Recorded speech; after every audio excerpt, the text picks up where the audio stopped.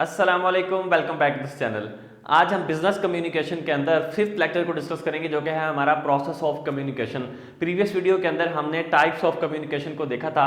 आज हम process of communication को देखेंगे कि कम्युनिकेट करने का प्रोसेस क्या है। दो पार्टीज में जब कम्युनिकेशन होती है या ग्रुप में कम्युनिकेशन होती है तो वो किस तरह से कम्युनिकेशन की जाएगी, उसमें कितने चैनल्स इन्वॉल्व होते हैं, सेंडर क्या होता है, रिसीवर क्या होता है, ईच एंड एवरीथिंग आज के हम लेक्चर के अंदर प्रोसेस ऑफ कम्युनिकेशन की डिस्कस करेंगे। तो चलिए अपने लेक्चर को शुरू करते हैं।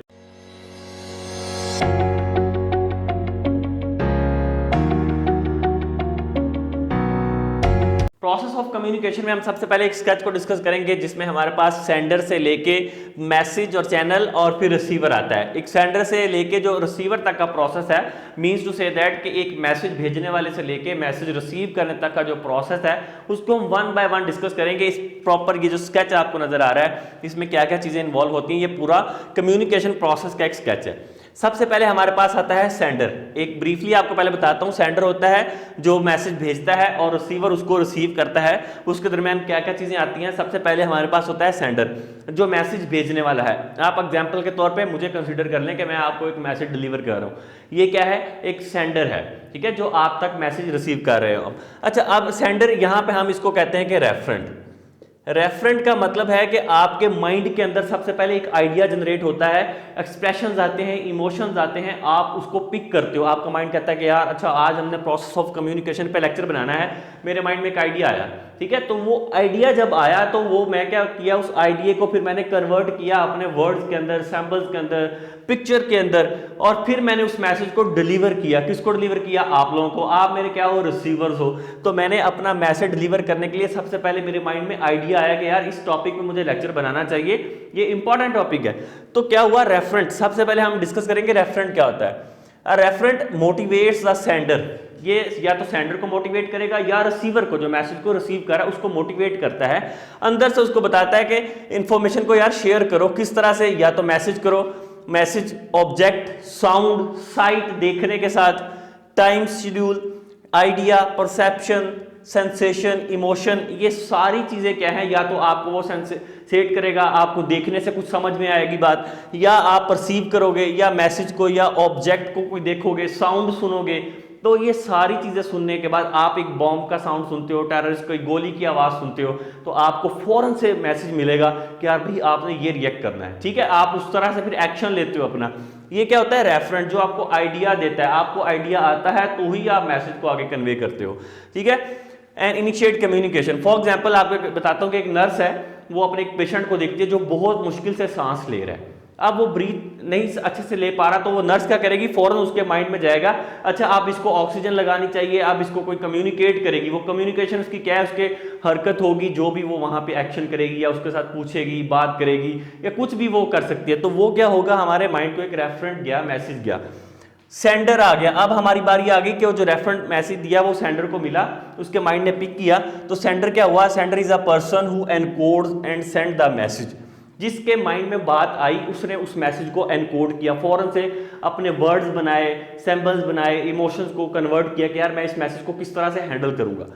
Expected receive through a proper appropriate channel. और फिर जो उसका एक्सपेक्टेड रिसीवर था उसको उसने वो मैसेज पहुंचा दिया, उसको वो मैसेज डिलीवर कर दिया एक अच्छा चैनल यूज करके। जैसे हम फेस टू फेस बात कर रहे होते तो मैं आपको अपना मैसेज क्लासरूम के अंदर, एक लेक्चर के अंदर बात कर रहे होते, किसी भी तरह से आप कम्युनिकेट कर सकते। तो वो सेंडर ने क्या किया, उस मैसेज को एनकोड किया। एनकोडिंग का क्या मतलब है, ये जो एनकोड है ये बहुत इंपॉर्टेंट है। आपका जो आइडिया आया उसको आपने वर्ड्स में कम्युनिकेट किया। जैसे मैं आपको एक लेक्चर बता रहा हूँ, अब मैं इसको लैंग्वेज यूज कर रहा हूँ, हिंदी लैंग्वेज, उर्दू लैंग्वेज को यूज कर रहा हूँ, और यहाँ पे मैंने इंग्लिश लिखी हुई है, बोलने में मैं हिंदी यूज कर रहा हूँ ताकि आप उसको इजीली समझ सको।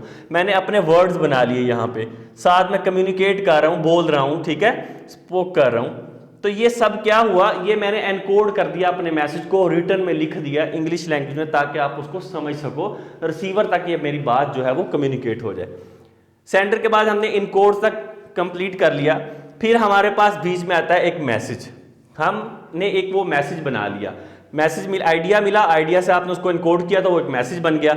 Message is the content of communication that may contain verbal, non verbal और सिंबॉलिक लैंग्वेज। वो वर्बल भी हो सकती है, नॉन वर्बल हमने पढ़ी है, नॉन वर्बल आपके साइंस हो सकते हैं, ग्राफिकल कम्युनिकेशन, बॉडी लैंग्वेज हो सकती है, एक्सप्रेशंस हो सकते हैं, और जो वर्बल है वो रिटन भी हो सकती है और ऑरल कम्युनिकेशन भी हो सकती है। ठीक है, तो इस तरह से आपने क्या किया, वो मैसेज बना लिया, या तो ऑरली या रिटन में, या फिर बॉडी लैंग्वेज के साथ अगले बंदे को बताया या एक्शन लिया कोई भी, तो वो क्या हुआ, मैसेज आपका क्रिएट हो गया। फिर आपने यूज किया चैनल, उसको किस चैनल के साथ आपने यूज किया, ये बहुत इंपॉर्टेंट है। यहां पे ये जो चैनल का वर्ड आ गया है, चैनल का मतलब होता है a channel is a medium, एक मीडियम के तौर पे हम इसको यूज करते हैं जो आपकी बात दूसरे बंदे तक पहुंचाएगा, उसका सहारा लेके ही आप आगे बंदे को बात जो है वो डिलीवर कर पाते हैं।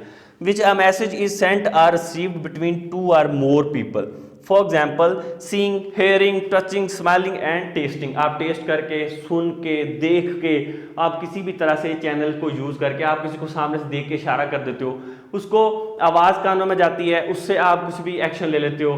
ठीक है, देखने से, टेस्ट करके आप कोई चीज, तो ये क्या है, ये सारे चैनल्स हैं, इसको हम डिटेल से भी पढ़ते हैं। सबसे पहले तो आप ये देख लें कि क्लासिफिकेशन ऑफ चैनल्स, ये बहुत इंपॉर्टेंट है। क्लासिफिकेशन, हम जो चैनल यूज करते हैं वो कितनी तरह से हम उसको क्लासीफाई कर सकते हैं, इसको डिटेल में। सबसे पहले हमारे पास है विजुअल चैनल। विजुअल चैनल ऐसा चैनल होगा जिसको हम यूज करते हुए या तो हम बॉडी लैंग्वेज को यूज करेंगे, फेशियल एक्सप्रेशंस को, पोस्चर, जेस्चर या रिटन वर्ड्स, ये क्या होता है हमारा विजुअल चैनल। अगर हम विजुअल चैनल यूज करेंगे तो उसमें spoken words, posture, gesture, facial expression, ये सब आ जाएंगे।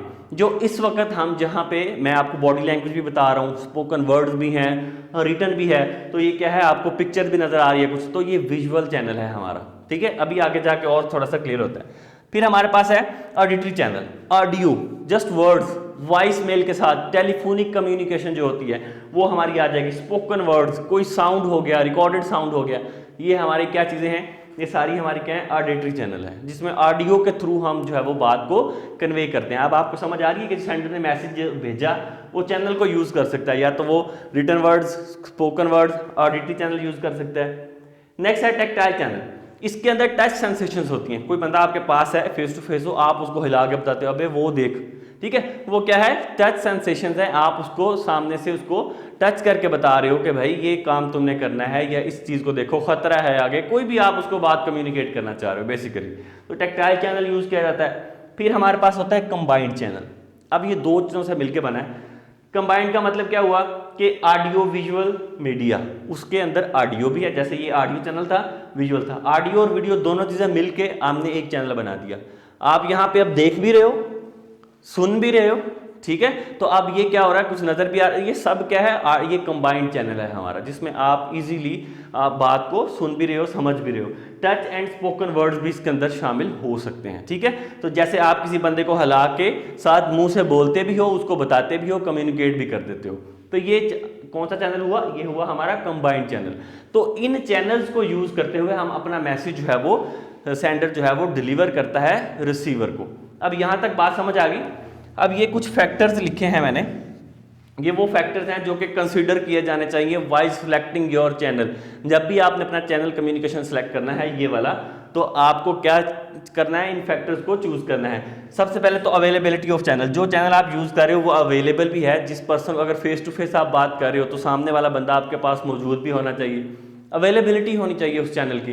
ये ना हो कि वो चैनल हो ही ना आपके सामने और आप उसको यूज कर रहे हो, तो इसका मतलब वो कम्युनिकेट नहीं कर पाओगे, आप बात कन्वे नहीं होगी। उसका पर्पस क्लियर होना चाहिए कि किस पर्पस के लिए आप यूज कर रहे हो। स्टेबिलिटी होनी चाहिए उसके अंदर, वो चैनल स्टेबल भी हो, यूजेबल भी हो, उसको यूज भी किया जा सकता हो। ये ना हो कि उसके साथ आप उसको यूज करके अपनी बात को ठीक से कन्वे ही ना कर पाओ, ठीक है, उसका पर्पस ही पूरा ना हो। टाइप ऑफ रिसीवर, जिसको आपने बात भेजनी है, कम्युनिकेट करना है, वो किस टाइप का पर्सन है, क्या इधर, अच्छा अगर आप क्या करते हो कि ये एक यूज करते हो, इंग्लिश लैंग्वेज यूज करते हो, एक सामने वाला पर्सन है उसको वो बात समझ ही नहीं आती, इंग्लिश लैंग्वेज की समझ ही नहीं है, तो इसका मतलब वो आपका मैसेज गेट नहीं कर पाएगा। तो टाइप ऑफ रिसीवर को देखते हुए आपने अपना जो है वो मैसेज या कम्युनिकेशन का चैनल चूज करना है। फिर उसके बाद है communication skill of communication skill of the sender, जो सेंडर है, जो कम्युनिकेट कर रहा है, आप एक प्रेजेंटेशन दे रहे हो, आपके पास उतना नॉलेज होना चाहिए, स्किल होनी चाहिए बात को कन्वे करने की। अगर आप लेक्चर दे रहे हो तो सामने वाला लोग, कोई लिख रहा है, कोई सुन नहीं रहा, कोई काम कर रहा है, तो इसका मतलब कि वो आपकी बात को गेट नहीं कर रहे, आपका मैसेज उन तक ठीक से नहीं पहुंच रहा, कम्युनिकेट ठीक से नहीं कर पा। तो communication skill of the sender होनी चाहिए। ठीक है, ये हमारी ये चीजें हो गई जिसको आपने फैक्टर्स को आपने कंसीडर करना है through selecting your channel. Okay, अब हमारे पास यहाँ तक बात कंप्लीट होने के बाद हम क्या करते हैं, मैसेज हमारा डिलीवर हो गया, चैनल हमने सेलेक्ट कर लिया, मैसेज जो आपने भेजा वो कहाँ पहुँच गया, वो रिसीवर तक पहुँच गया। रिसीवर के पास उसके कानों में आवाज़ गई, उसने देखा, सुना, टच किया आपने, तो रिसीवर को एक मैसेज मिला। वो जो सिंबल्स, लैंग्वेज या कुछ भी आपने यहाँ पे यूज़ किया था, उसने उसको अपनी अंडरस्टैंडिंग के मुताबिक क्या किया, डिकोड किया। उसने उस वर्ड्स को, उन वर्ड्स को या सिंबल्स को, इमोशंस को, एक्सप्रेशंस को उसने डिकोड किया। उसने उसको अपनी लैंग्वेज के अंदर, अपने माइंडसेट के हिसाब से, अपने नॉलेज के हिसाब से उसने उसको रिसीव किया और डिकोड कर लिया ताकि उस मैसेज की उसको समझ आ सके। ठीक है, अब हम यहाँ पे थोड़ा सा देख लें रिसीवर को। Are receiver is also known as decoder, जिसको हम डिकोडर भी कहते हैं। आपके सेंड किए गए मैसेज को डिकोड करके अंडरस्टैंड करता है। Intended to receive and interpret, वो इंटेंडेडली उसको रिसीव भी करता है और उस मैसेज को इंटरप्रेट करता है। मैंने आपको बता दिया कि सिंबल्स को, एक्सप्रेशंस को, इमोशंस को वो आपके जो है वो अंडरस्टैंड करता है। तो वो मैसेज उस तक पहुंच गया।